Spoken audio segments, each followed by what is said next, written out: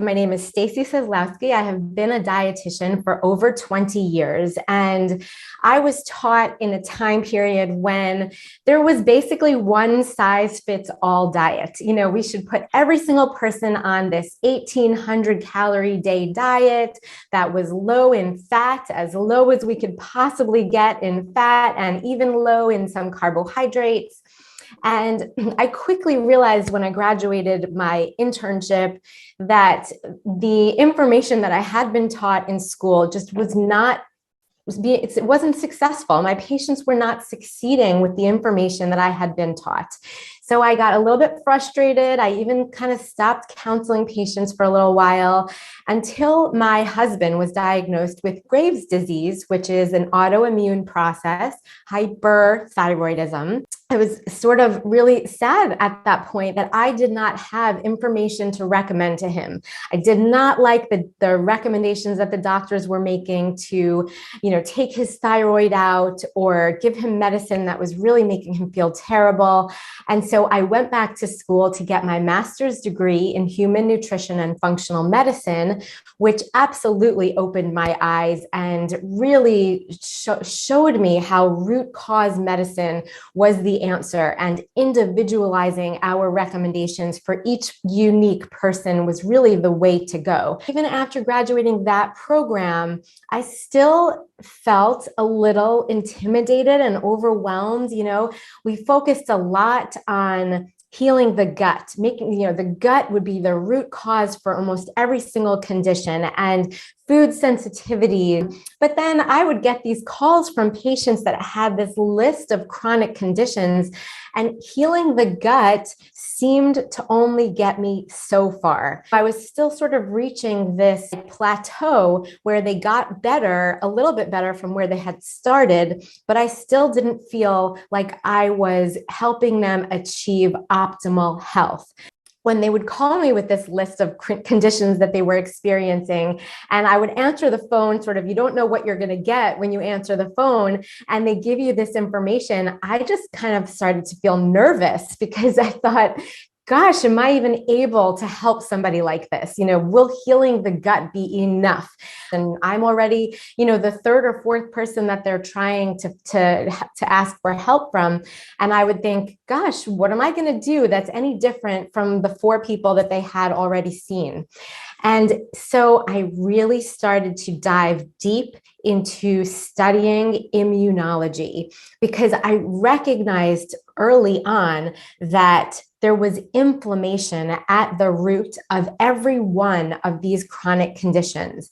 And if I could assess that inflammatory process and then heal the tissue that was being damaged in that inflammation, then that really gave me a step up amongst my peers. And I felt like I could truly bring my patients to a superior level of health.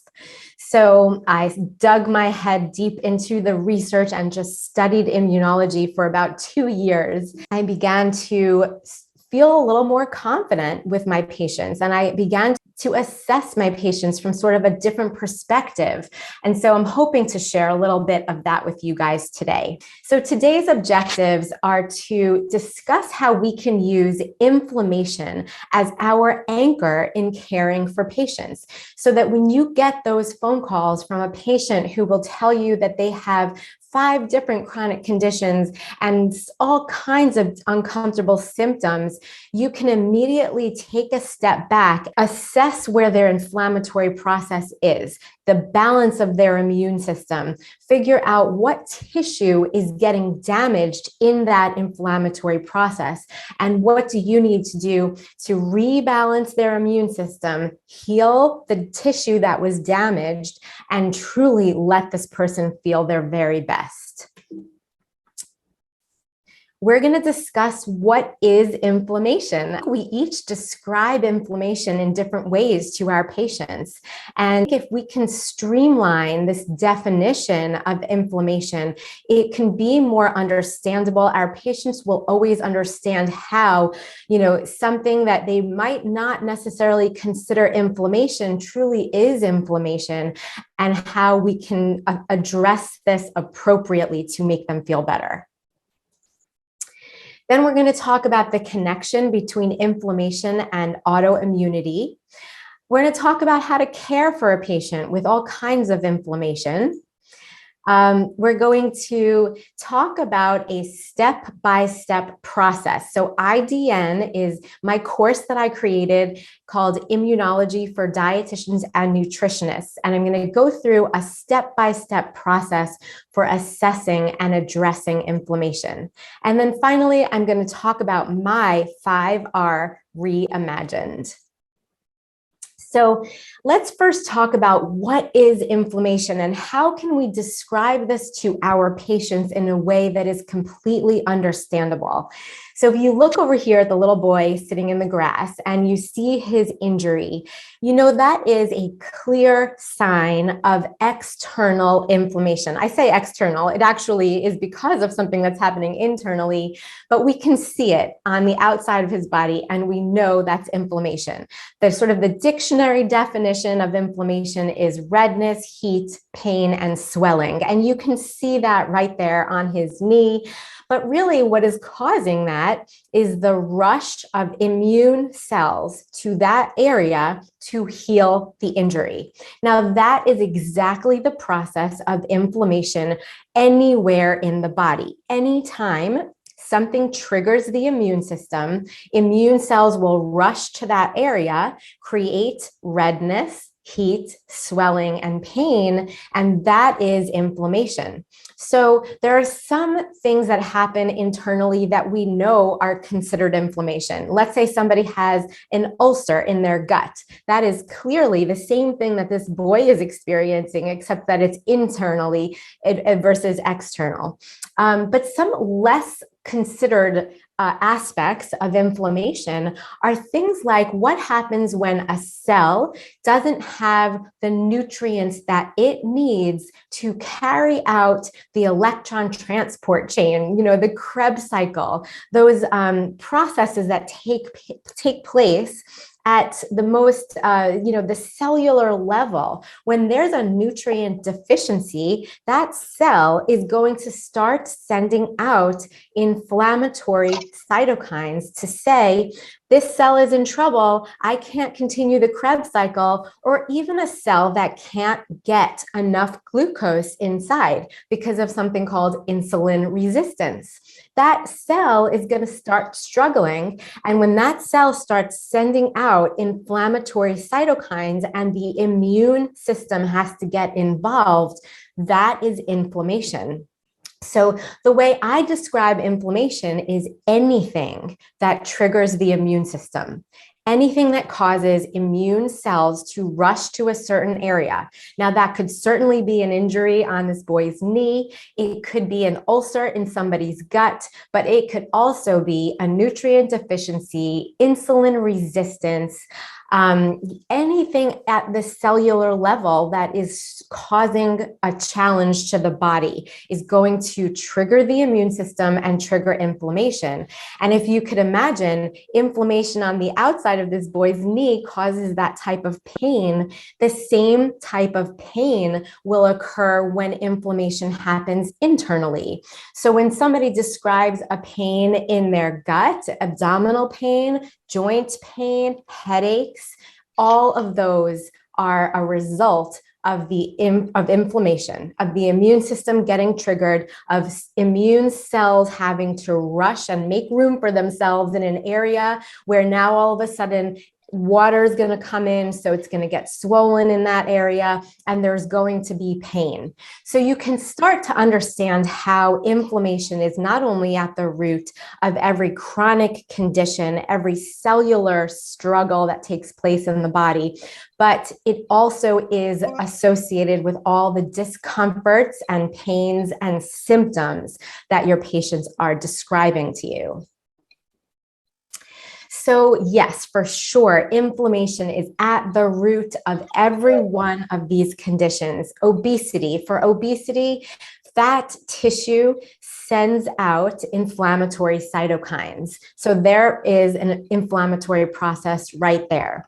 In diabetes, when the cells cannot get the sugar that they need, or when there's too much sugar in the blood, inflammatory cytokines are going to be involved. The immune system is going to get triggered, and that's going to be an inflammatory process. If we skip down this list a little bit to osteoporosis, osteoclasts are the cells in your bones that sort of eat up bone tissue and disintegrate or weaken your bones.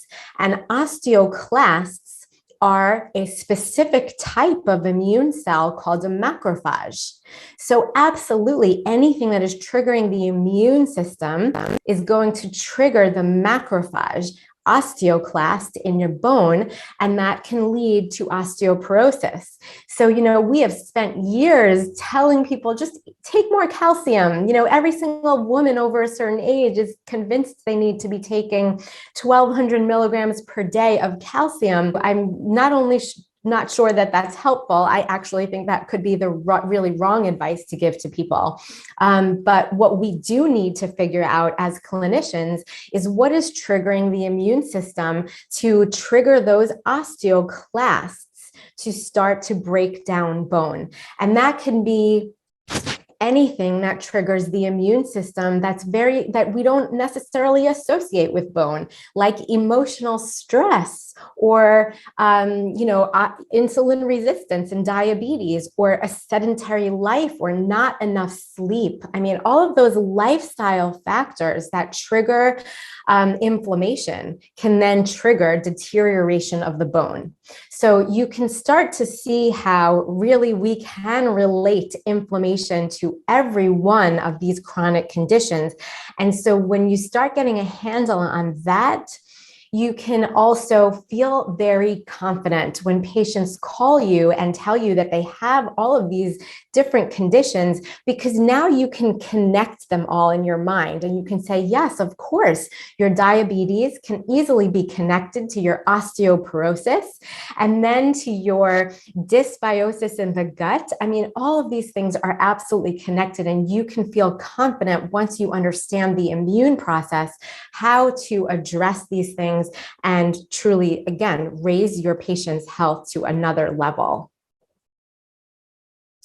So what are the roles of the immune system?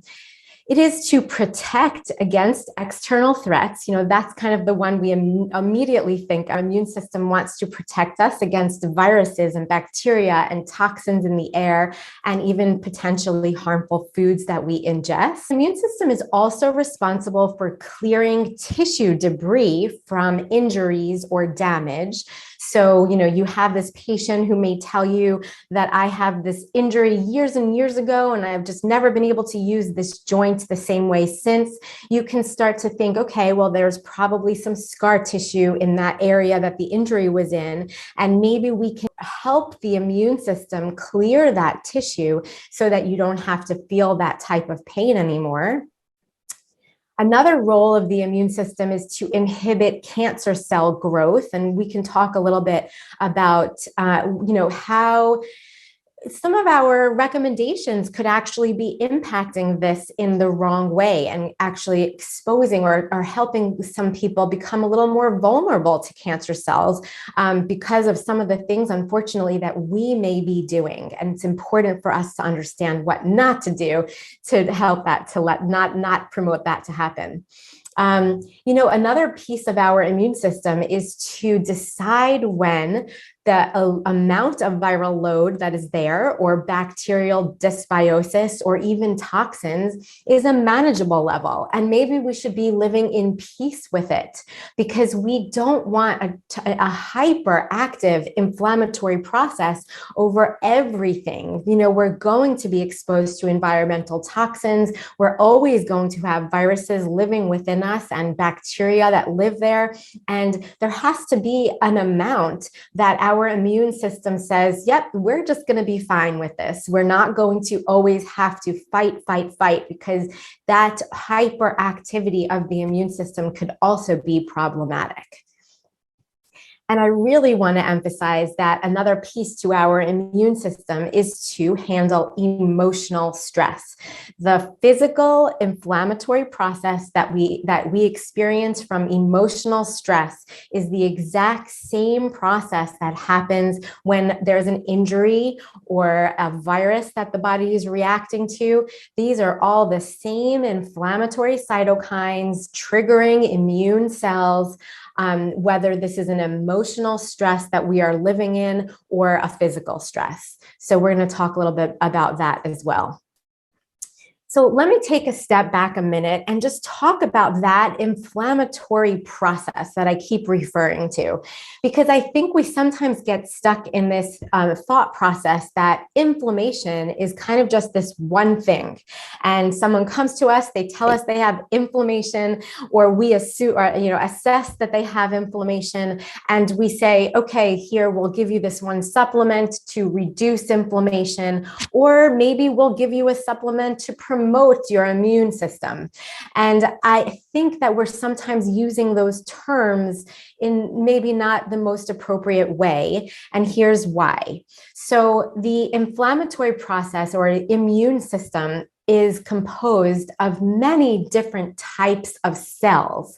And if you can think about each of these cells as a different type of soldier, the first responders who are going to attack something from the minute you get exposed to it, or attack a challenge in the body from the minute it is recognized. So a nutrient deficiency, maybe a cell is sending out signals that that cell is in trouble. You have these first responders that want to react.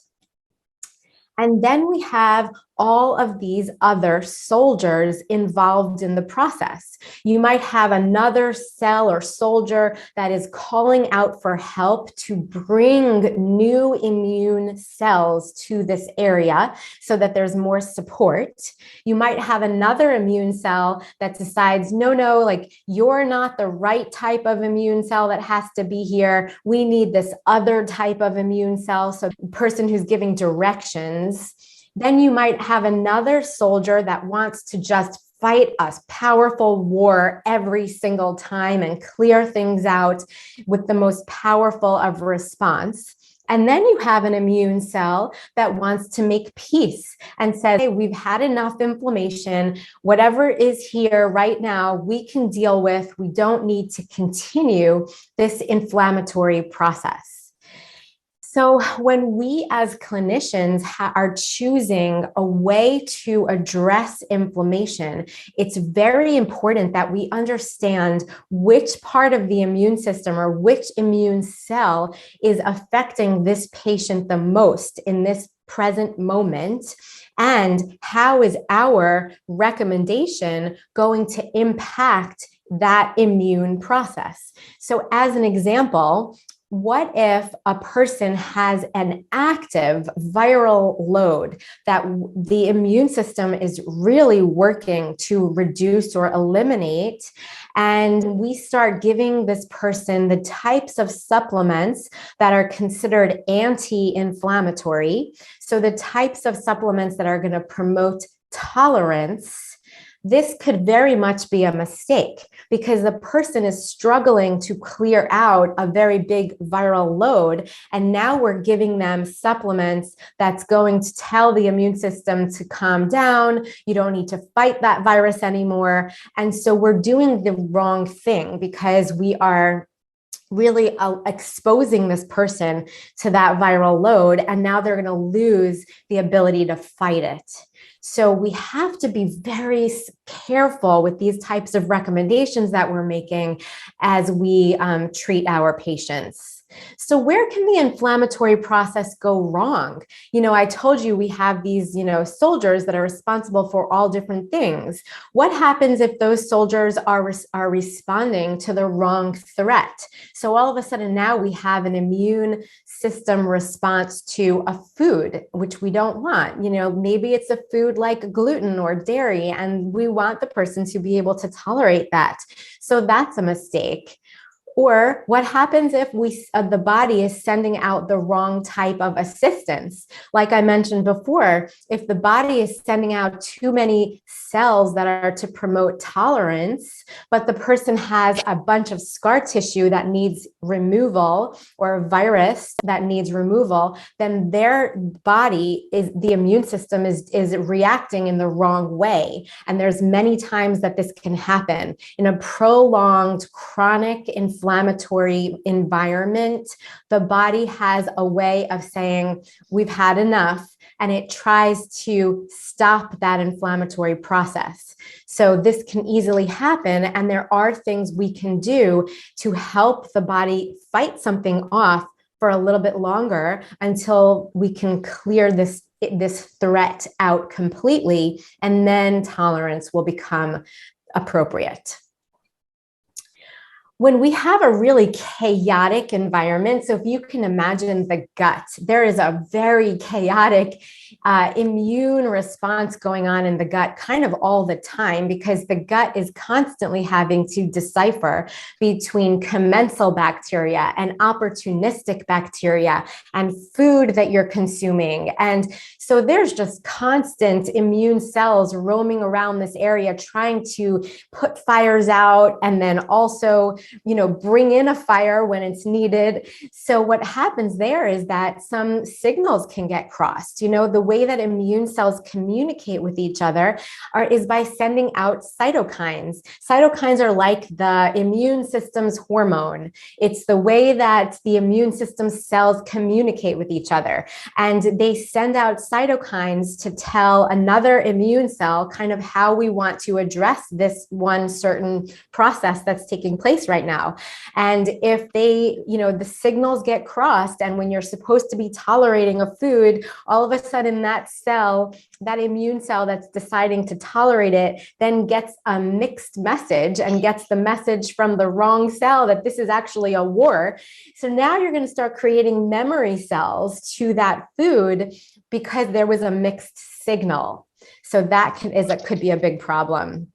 Another problem is that there either could be not enough inflammation when you truly have to fend something off, or too much inflammation. And too much inflammation is really what puts us at risk for autoimmunity. I'm going to get into that in a minute. And then there's just these layers and layers of inflammation. And I always like to think about how we can reduce the burden on the immune system. That's always how I like to phrase this, because I'm going to talk in a minute about some terms that we sometimes use, like, for example, boosting the immune system, that might not be so appropriate. However, I do think reducing unnecessary sources of inflammation, like having an unhealthy diet or high emotional stress or inadequate sleep, reducing unnecessary inflammation and reducing the burden off of the immune system can allow the immune system to work more efficiently, to truly focus on the real threats versus having the immune system kind of really spread thin. And that's where problems can occur. Some misconceptions when we talk about the immune system. Number one is, can we truly boost the immune system? From a couple of slides ago, what I was showing you is that the immune system is comprised of several different immune cells, each with different roles and responsibilities. And when we say the term boost the immune system, which part of the immune system are we boosting? Or can we possibly boost the entire system? When we know that there's cells that want to make tolerance and reduce inflammation, and there's cells that want to promote inflammation. There's cells for all different roles in here in this process. And we're not boosting all of them when we give a person certain foods or supplements. We might be boosting one cell or another, or one polarization, which is something I really get into in my course, but we're not boosting the entire immune system. Second, another misconception is that we can just treat inflammation as though it's one thing. We can just give somebody curcumin because they have joint pain or scar tissue, or fish oil, or even a bifidobacteria probiotic. And this is also a misconception, because I mentioned this before, that curcumin, some of these supplements, they are promoting of the immune cell responsible for creating tolerance. But what if we are promoting tolerance when there's a real threat? Here, I also mentioned before that one of the roles of the immune system is to inhibit cancer cell growth.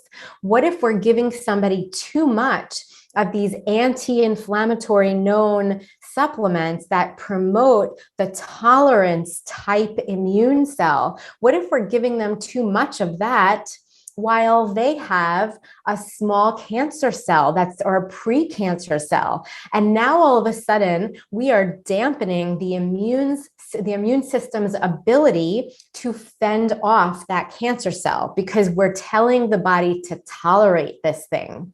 So it's very important that we understand the different parts of the immune system and how each of these recommendations we're making is going to affect the person's immune balance.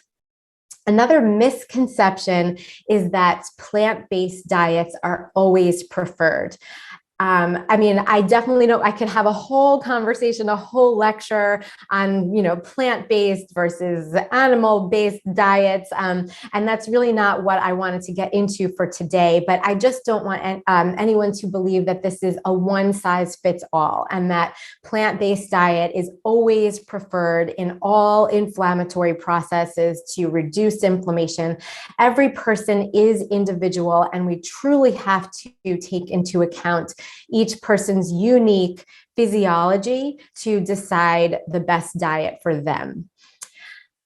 Is the gut truly at the root of all chronic conditions? And I actually kind of question that, because there's certainly many inflammatory processes that don't involve the gut at the start. I'm not saying that the gut doesn't eventually get involved. I think there is a lot of times, very much so, a connection between gut inflammation and all the other system inflammatory processes. But I wouldn't necessarily say that the gut is always at the root.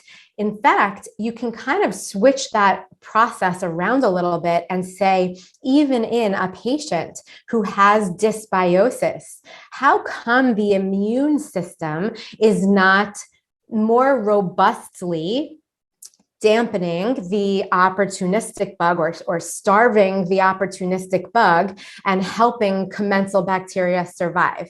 So you might think of the gut dysbiosis with inflammation being the root. The root cause is the fact that the immune system is not addressing the dysbiosis effectively, and it's allowing the dysbiosis to continue on. So it's possible that the immune system is at the root and the gut is sort of the secondary effect. The reason I like thinking about that this way is because if you think of the immune system at the root, then we don't necessarily have to take as many steps as we sometimes do to kill bacteria in the gut. We can actually take a step back and focus more on promoting the part of the immune system that can get rid of opportunistic bacteria. We can promote appropriately parts of the immune system versus using things like oregano or garlic or antibiotics that are so harmful to so many beneficial bacteria. Maybe we can hold off on that for a bit while we focus on promoting the right parts of the immune system, which is, I think, a little bit more of a gentle process versus all that sort of killing of opportunistic bugs. The last one that I wanted to say that I consider to be a misconception is that we always have to test and that we shouldn't be guessing. And while I do find advanced testing techniques to be very helpful sometimes, I do believe that there's a lot that we can do to reduce the burden off of the immune system, and even use routine blood work to assess a person's immune balance and help them get started moving in the right direction, feeling a bit better. And we can always use more advanced testing down the road if we sort of do hit a roadblock and we kind of are getting to a point where we're not making forward progress anymore. Then I certainly will keep advanced testing in the back of my toolkit. But I think there's a lot we can do first with diet and lifestyle modifications, and even thinking about the immune system balance. We can do a lot of that first, so that by the time we do have to use an advanced test, we already know that we've created a healthy diet, that we have possibly removed food triggers, created that foundation of good living, so that whatever test results that we get now will be very relevant to already having a good diet in place and sleeping a little bit better and all of those other things. So what is that connection between inflammation and autoimmunity? I mentioned for just a brief minute that when you have too much inflammation for too long, you're in a place of a higher risk to develop an autoimmune condition, because the more and more that your immune system is triggered, the more there's just so many immune cells migrating and circulating around that eventually you may create a memory immune cell that recognizes self-tissue as foreign, attacking self-tissue. The first step in assessing this patient is to understand this one person's individual triggers and mediators. And it's going to be different for every single person. For one person, it might be a traumatic event. Another person, it might be a virus. Another person, it might be being on antibiotics for 6 months, or maybe ongoing emotional stress. And the reason it's important to, as number one first step in this process, to figure out this person's triggers and mediators, is because those triggers and mediators are always going to be the same for that person. So let's say this person got their initial autoimmune diagnosis after having been diagnosed with a virus. For this person, anytime in the future that viral load gets out of control, that's going to be their trigger. So it's helpful to understand what that trigger is so that we can prepare this person for the future. We may even have what we consider a flare protocol when we give them certain supplements to inhibit autoimmunity. And we can tell this person, in the future, when you ever get diagnosed with a virus or another traumatic event happens in your life, those are going to be times when you want to start taking advantage of this flare protocol, while other times when you're feeling like your life is really well managed with regards to stress and your viral load is at a low level, or you're not on antibiotics and everything is going smoothly in your life, then we might have another protocol for them to just sort of keep things managed, but it wouldn't be as robust a protocol as their flare protocol. So this is the first step in assessing a patient with autoimmunity, is ask them to walk you through that year leading up to the first diagnosis of their autoimmune condition, because all the triggers that happen to them in that year are going to be the triggers that you want to keep in mind for this person moving forward for the rest of their life. So here's a whole list of possible triggers of autoimmunity. Genetic predisposition being a part of it for sure. Nutrient deficiencies. Maybe certain foods are sensitive to this person, and if they continue to eat things like gluten and dairy, that does trigger a little too much inflammation, and just too much inflammation is increasing this person's risk to develop an autoimmune condition if they already have a genetic predisposition.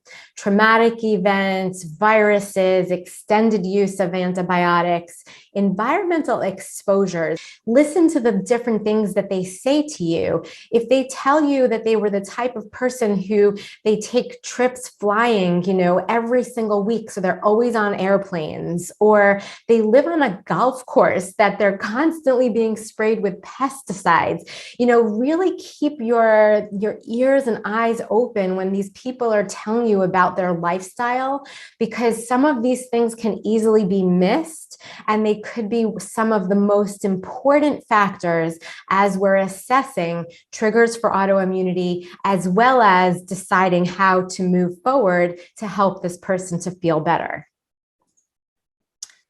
The next question is, what is the autoimmune target? This is also really important, because I think that we may be getting as far as figuring out a person's triggers and mediators. We can probably get as far as helping somebody improve their diet, maybe remove some of the food triggers or sensitivities that the person has, maybe heal their gut. We get as far as that.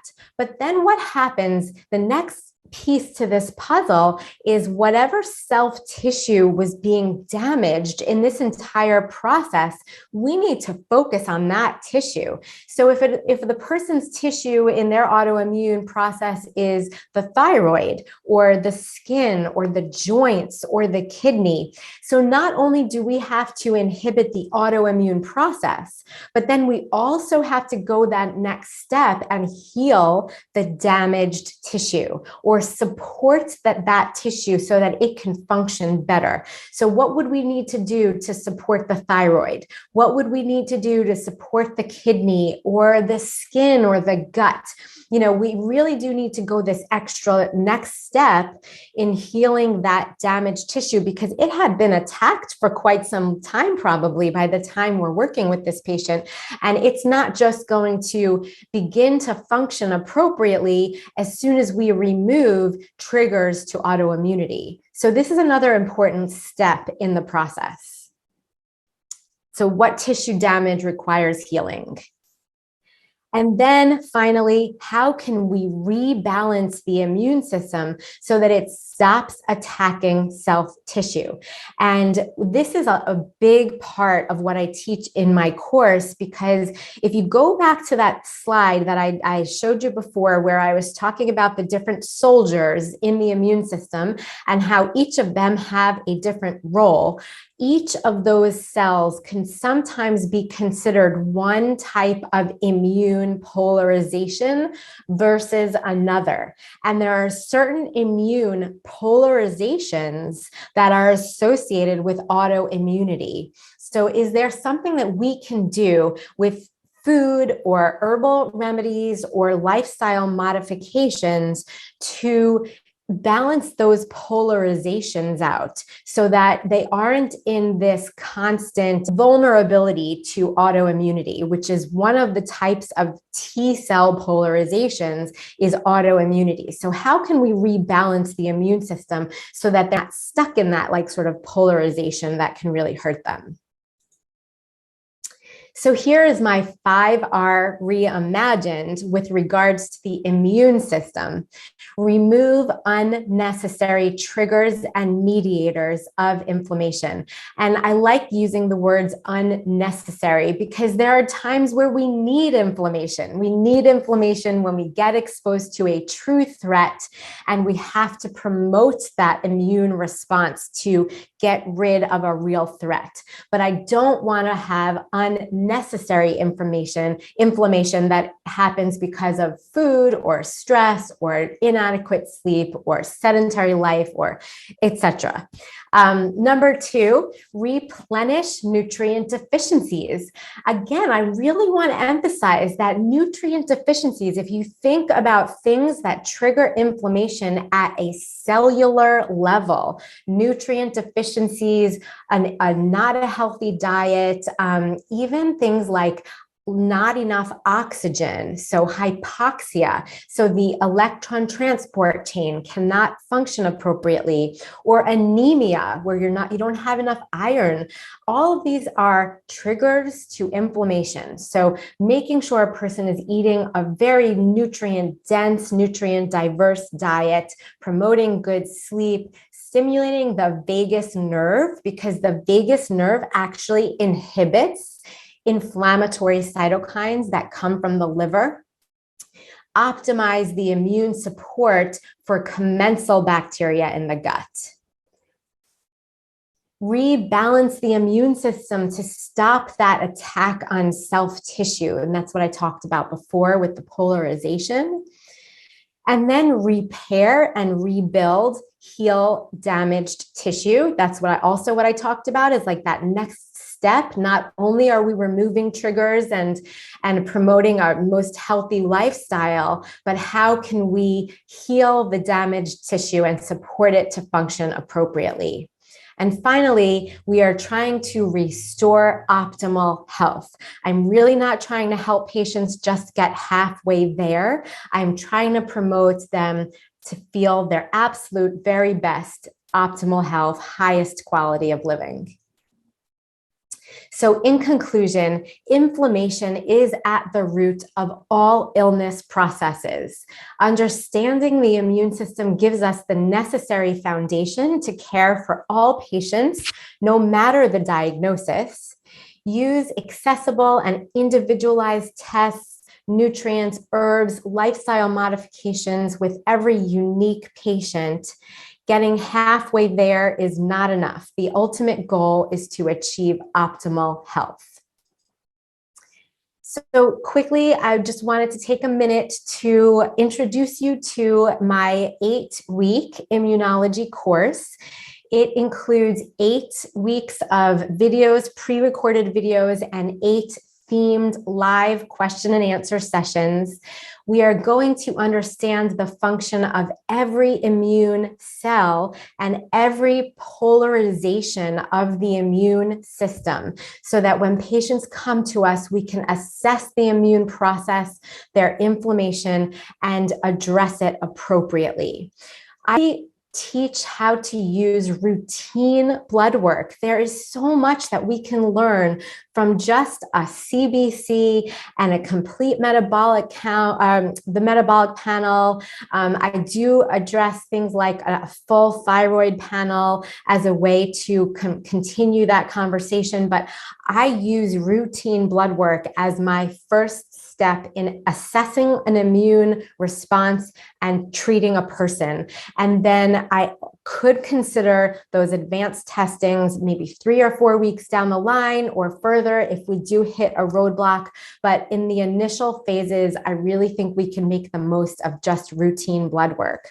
And then we have to individualize your food and supplement recommendations so that you are appropriately addressing that inflammatory process, so that we are not promoting tolerance when a person needs more of an inflammatory process, and vice versa.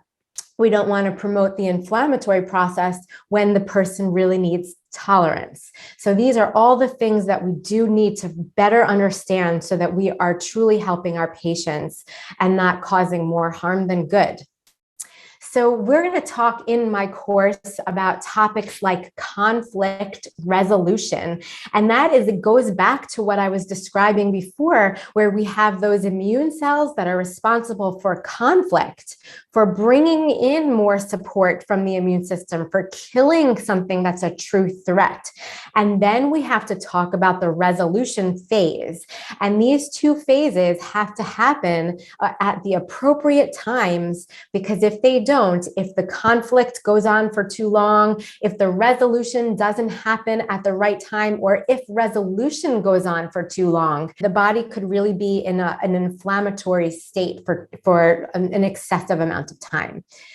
We're going to discuss the difference between the innate and the adaptive immune system and all the different cells involved there. We're going to talk about antigen presentation. What does it mean when an innate immune cell, like a macrophage or dendritic cell, passes off a foreign pathogen to another immune cell? What does that really mean? How does that engage more and more immune cells to promote the prolonging of inflammation? We're going to talk about T cell polarization and how, if we have an impact on one polarization of the immune system, we could possibly help somebody balance their inflammatory process so that they're no longer at risk or high risk for continued autoimmunity. We're going to talk about fibrosis and autophagy. We're going to analyze routine blood work, and every single week of this process, I will be introducing you to a case study so that we can truly implement the information that is being taught in the course in real life case scenarios so that you can use this information with your patients starting immediately after the course. And I just wanted to take one more minute to talk about the themed Q&A sessions. They are live and they will be recorded and archived for your viewing on your own time.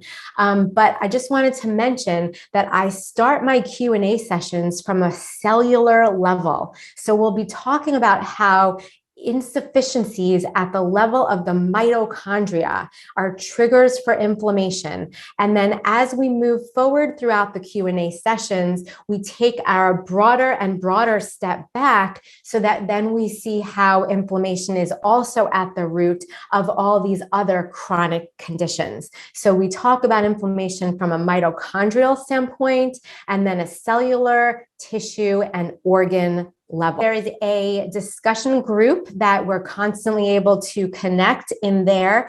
And I do ask for everybody who, especially if you cannot attend the question answer session, that you put your questions in the discussion forum, but for that question answer session so that I can answer all your questions, even if you're not attending the live Q&A session. Finally, just to give you the organization of the course, every week you will be able to view about 60 minutes of pre-recorded videos. There will be a live themed question and answer session every Wednesday night at 6 p.m. Eastern Time, and those will be recorded and archived for your viewing on your own time. And all content for the course will be available for up to 1 full month following the end of the course. So I just wanted to put my contact information here. Feel free to take a screenshot of this screen if you want to copy down that registration link for my immunology course. Again, it's called Immunology for Dietitians and Nutritionists. You go to that course registration link right there. You can find a ton more information about the course, but please feel free to email me anytime you have any questions or interests in the topics and the course coming up.